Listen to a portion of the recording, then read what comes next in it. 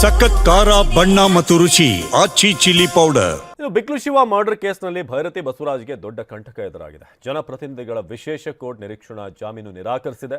ಪರಾರಿಯಾಗಿರುವಂತಹ ಭೈರತಿ ಬಂಧನಕ್ಕೆ CID lookout notice ಅನ್ನು ಜಾರಿ ಮಾಡಿದೆ. ಬಿಕ್ಲು ಕೊಲೆ ಕೇಸ್ನಲ್ಲಿ ಭೈರತಿ ಬಸವರಾಜ್ಗೆ ಬಿಗ್ ಶಾಕ್.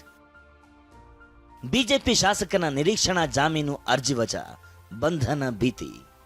ಬಿಕ್ಲು ಶಿವ ಕೊಲೆ ಕೇಸ್ನಲ್ಲಿ ಕೆಆರ್ ಪುರಂನ ಬಿಜೆಪಿ ಶಾಸಕ ಭೈರತಿ ಬಸವರಾಜ್ ಬಂಧನದ ಭೀತಿಗೆ ಸಿಲುಕಿದ್ದಾರೆ. ನಿರೀಕ್ಷಣಾ ಜಾಮೀನು ಕೋರಿದ್ದ ಭೈರತಿ ಬಸವರಾಜ್ ಅರ್ಜಿ ವಜಾಗೊಳಿಸಿ ಬೆಂಗಳೂರಿನ ಜನಪ್ರತಿನಿಧಿಗಳ ವಿಶೇಷ ಕೋರ್ಟ್ ಜಡ್ಜ್ ಸಂತೋಷ್ ಗಜಾನನ ಭಟ್ ಆದೇಶ ನೀಡಿದ್ದಾರೆ. A1 ಜಗದೀಶ್, A20 ಅಜಿತ್ ಜೊತೆಗೆ ಪ್ರಯಾಗ್ರಾಜ್ಗೆ ತೆರಳಿದ ಫೋಟೋ, ವಿಮಾನ ಟಿಕೆಟ್ ಭೈರತಿ ಬಸವರಾಜ್ ಪಾಲಿಗೆ ಮುಳುವಾಗಿದೆ. ಕೊಲೆ ಪ್ರಕರಣವಾಗಿರೋದು, ಹೈಕೋರ್ಟ್ ಮಧ್ಯಂತರ ರಕ್ಷಣೆ ವಿಸ್ತರಿಸದಿರೋದು, ಅಲ್ಲದೆ ಮೂವರು ಪರಸ್ಪರ ಸಂಪರ್ಕದಲ್ಲಿರುವ ಬಗ್ಗೆ ಸಿಡಿಆರ್ ಇರೋದಾಗಿ ಎಸ್ಪಿಪಿ ಅಶೋಕ್ ನಾಯ್ಕ್ ವಾದವನ್ನ ಪರಿಗಣಿಸಿ ಕೋರ್ಟ್ ಈ ಆದೇಶ ನೀಡಿದೆ. ಸಾಂದರ್ಭಿಕ ಸಾಕ್ಷ್ಯಾಧಾರಗಳನ್ನು ಆಧರಿಸಿ ಅಪರಾಧಕ್ಕೆ ಏನು ಅಪರಾಧ ಒಳಸಂಚು ಅಂತ ಹೇಳ್ತೀವಿ 120B ಅದನ್ನು ಪೂರೈಕೆ ಮಾಡಬೇಕಾಗುತ್ತೆ. ಆ ದೃಷ್ಟಿಯಲ್ಲಿ ಸಾಕಷ್ಟು ಸಾಕ್ಷ್ಯಾಧಾರಿದ್ರು ಅದನ್ನು ಮಾನ್ಯ ನ್ಯಾಯಾಲಯಕ್ಕೆ ಗಮನಕ್ಕೆ ತರುವಂತ ಕೆಲಸವನ್ನು ನಾನು ಮಾಡಿದ್ದೇನೆ.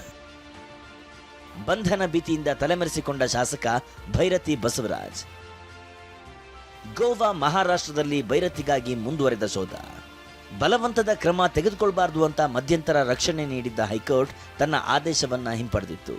ಆ ಆದೇಶ ತೆರವಾಗ್ತಿದ್ದಂತೆ ಡಿಸೆಂಬರ್ 18ರಿಂದ ಭೈರತಿ ಬಸವರಾಜ್ ತಲೆಮರೆಸಿಕೊಂಡಿದ್ದು ಸಿಐಡಿ ಭೈರತಿ ಬಸವರಾಜ್ಗಾಗಿ ಬೆನ್ನು ಬಿದ್ದಿದೆ. ಬೆಳಗಾವಿಯಿಂದ ಬಿಜೆಪಿ ಶಾಸಕ ನೇರವಾಗಿ ಪುಣೆಗೆ ಹೋಗಿದ್ದಾರೆ ಎನ್ನಲಾಗಿದೆ. ಸಿಐಡಿಯ 2 ತಂಡಗಳು ಗೋವಾ ಮತ್ತು ಮಹಾರಾಷ್ಟ್ರದಲ್ಲಿ ಹುಡುಕಾಟ ನಡೆಸುತ್ತಿವೆ. ಇದೀಗ ನಿರೀಕ್ಷಣಾ ಜಾಮೀನು ಅರ್ಜಿ ವಜಾಗೊಂಡಿರೋದ್ರಿಂದ ಬಂಧನ ಭೀತಿ ಮತ್ತಷ್ಟು ಹೆಚ್ಚಾಗಿದೆ. ಭೈರತಿ ಬಸವರಾಜ್ಗೆ ಲುಕ್ಔಟ್ ನೋಟಿಸ್ ಜಾರಿ. ನಾಪತ್ತೆಯಾಗಿರೋ ಭೈರತಿ ಬಸವರಾಜ್ ಬಂಧನಕ್ಕೆ ಲುಕ್ಔಟ್ ನೋಟಿಸ್ ಜಾರಿಯಾಗಿದೆ. ಬಿಕ್ಲು ಕೊಲೆ ಕೇಸ್ ಸಂಬಂಧ ಸಿಐಡಿಯಿಂದ ಲುಕ್ಔಟ್ ನೋಟಿಸ್ ಜಾರಿಯಾಗಿದ್ದು ಭೈರತಿಗೆ ಸಿಐಡಿ ಬಲೆ ಬೀಸಿದೆ. ಹಾಗಾದ್ರೆ ಏನಿದು ಬಿಕ್ಲು ಶಿವ ಕೊಲೆ ಪ್ರಕರಣ ಅಂತ ನೋಡೋದಾದ್ರೆ, ಇದೇ ವರ್ಷದ ಜುಲೈ 15ರಂದು ಬೆಂಗಳೂರಿನ ಹಲಸೂರು ಠಾಣೆ ವ್ಯಾಪ್ತಿಯ ಭಾರತೀನಗರದಲ್ಲಿರುವ ಬಿಕ್ಲು ಶಿವನ ಕೊಲೆಯಾಗಿತ್ತು. ಮನೆಯ ಸಮೀಪವೇ ರಾತ್ರಿ 8 ಗಂಟೆಯ ಹೊತ್ತಿಗೆ ದುಷ್ಕರ್ಮಿಗಳ ತಂಡ ಮಾರಕಾಸ್ತ್ರಗಳಿಂದ ಕೊಚ್ಚಿ ಕೊಂದು ಹಾಕಿತ್ತು. ಈ ಕೊಲೆ ಕೇಸ್ನಲ್ಲಿ ಶಾಸಕ ಭೈರತಿ ಬಸವರಾಜ್ ಬಿಕ್ಲು ಶಿವ ಕೊಲೆ ಕೇಸ್ನ 5ನೇ ಆರೋಪಿಯಾಗಿದ್ದಾರೆ.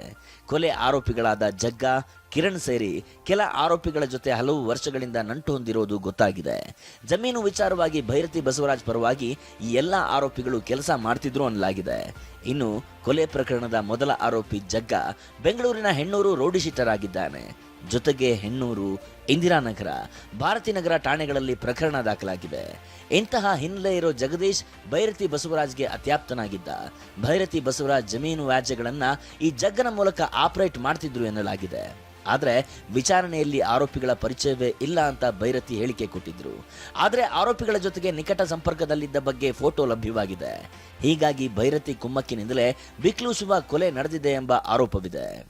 ಸದ್ಯ ಹೈಕೋರ್ಟ್ ಮೊರೆ ಹೋಗಲು ಭೈರತಿ ಬಸವರಾಜ್ ಪರ ವಕೀಲರು ಸಿದ್ಧತೆ ನಡೆಸಿದ್ದು ಡಿಸೆಂಬರ್ 26ರಂದು ಹೈಕೋರ್ಟ್ನಲ್ಲಿ ಅರ್ಜಿ ವಿಚಾರಣೆ ಸಾಧ್ಯತೆ ಇದೆ. ಅಷ್ಟರಲ್ಲಿ ಭೈರತಿ ಬಸವರಾಜ್ ಅರೆಸ್ಟ್ ಆದರೆ ಜೈಲು ಸೇರುವ ಸಾಧ್ಯತೆಯೂ ಇದೆ. ರಮೇಶ್, TV9 ಬೆಂಗಳೂರು.